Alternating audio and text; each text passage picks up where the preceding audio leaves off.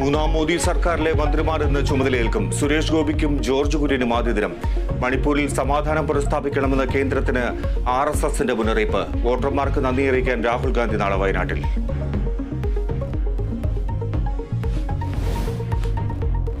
നിയമസഭാ സമ്മേളനം ഇന്ന് രണ്ടാം ദിനം. +1 സീറ്റ് വർധന സഭയിൽ ഉന്നയിക്കാനും പ്രതിപക്ഷം. സഭ ഇന്നും പ്രക്ഷുബ്ധമായേക്കും.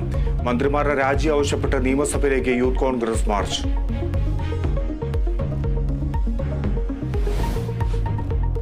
രാജ്യസഭാ സീറ്റ് കിട്ടാത്തതിൽ കടുത്ത അമർഷവുമായി RJD. CPMന്റെ നിലപാട് അംഗീകരിക്കാൻ കഴിയില്ലെന്ന് നേതാക്കൾ.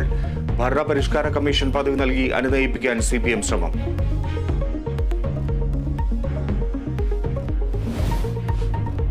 പന്തീരങ്കാവിലെ പരാതിക്കാരിയുടെ മലക്കം മറിച്ചിലിൽ അന്വേഷണ സംഘം പ്രതിരോധത്തിൽ. മൊഴി മാറ്റിയത് പ്രതിഭാഗത്തിന്റെ സമ്മർദ്ദം മൂലമെന്ന് സംശയം.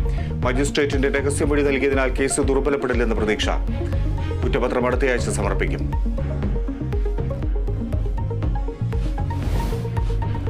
തിരുവനന്തപുരം പൂവച്ചൽ പഞ്ചായത്തിലെ അനധികൃത പന്നി ഫാമുകൾ പൂട്ടും. സർവകക്ഷി യോഗത്തിൽ തീരുമാനം. നടപടി കേരള വിഷൻ ന്യൂസ് വാർത്തയെ തുടർന്ന്.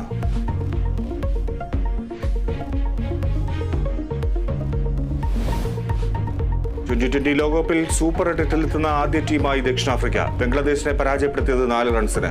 സുനിൽ ഛേത്രിയില്ലാതെ ഇന്ത്യൻ ഫുട്ബോൾ ടീം ഇന്ന് ഖത്തറിനെതിരെ. ലോകകപ്പ് യോഗ്യതാ റൗണ്ട് 3 പ്രവേശനത്തിന് ജയം അനിവാര്യം.